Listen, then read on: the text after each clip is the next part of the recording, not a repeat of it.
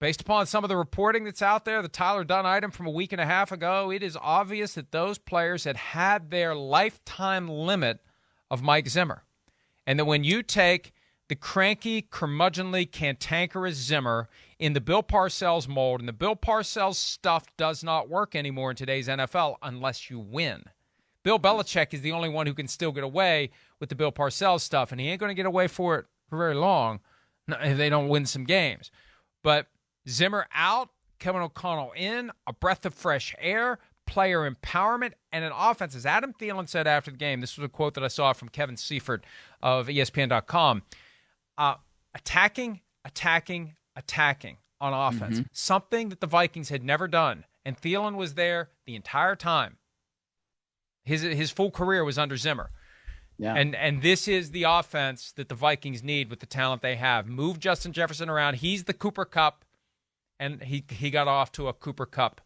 He out-Cooper Kupped Cooper Kupp in the first week of the season. Well, look, I mean, Justin Jefferson is one of the most talented receivers in the league. We already knew that. I mean, based on what he's done, over the course of his first few years in the league, first couple years in the league.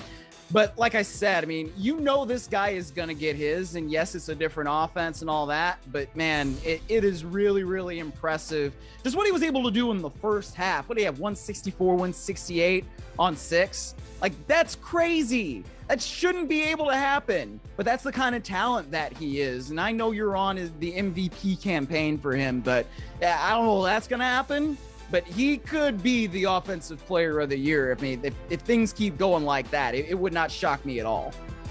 One of the reasons that I put him on the MVP pedestal was because I didn't think Kirk Cousins would have the kind of year and gain the kind of faith and respect that would propel him. Now, Michael Irvin planted the flag last week on NFL Network with Kirk Cousins as his pick to win the MVP award. Can we play the highlights again?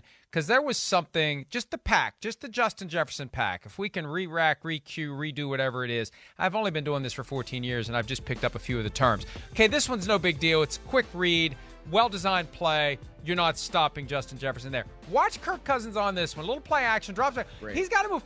Who is that? Who is that? What did you do with Kirk Cousins? That guy moved, baby. He moved. That was it. That was the most encouraging moment of the day. Yeah. I mean, that's something Kirk Cousins doesn't do under Mike Zimmer.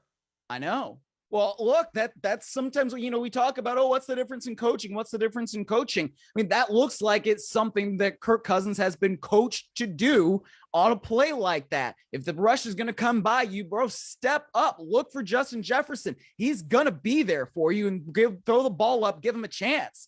I mean, if you give Justin Jefferson a chance, we call him 50-50 balls. That, to me, that's more like 85-15. 15. Did I just do that right? Oh, no. I should have said 80-20.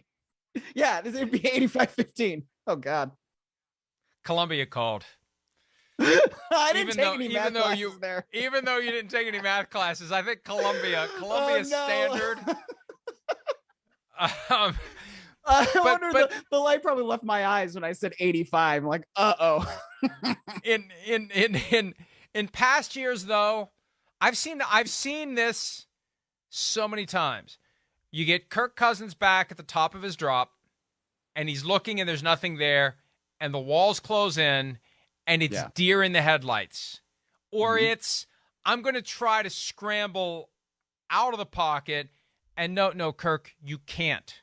You physically don't have the ability. You're not Josh Allen. You're not Patrick Mahomes. You're not Aaron Rodgers. You can't run away from the pressure. But you can do the Tom Brady thing. I mean, he's basically the Tom Brady skill set. Brady can't run away from pressure, but what can he do? He can get rid of the ball before the pressure gets to him and step up. And he aggressively in that moment ran up in the pocket, unleashed the ball to Justin Jefferson. I bet there were Packers players saying, who like I was, who is that guy and what did you do with Kirk Cousins? Yeah.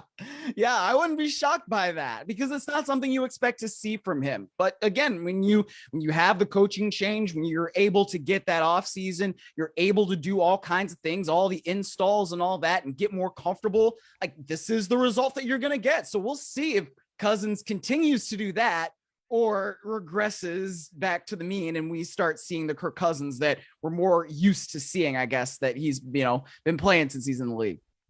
Well, it was a great step one for Kevin O'Connell, Kirk Cousins, Justin Jefferson, and the rest of the Vikings team. A 23-7 win. We will see them Monday night. There's that doubleheader, kind of two games at once, overlap. Bills-Titans early, Eagles-Vikings late.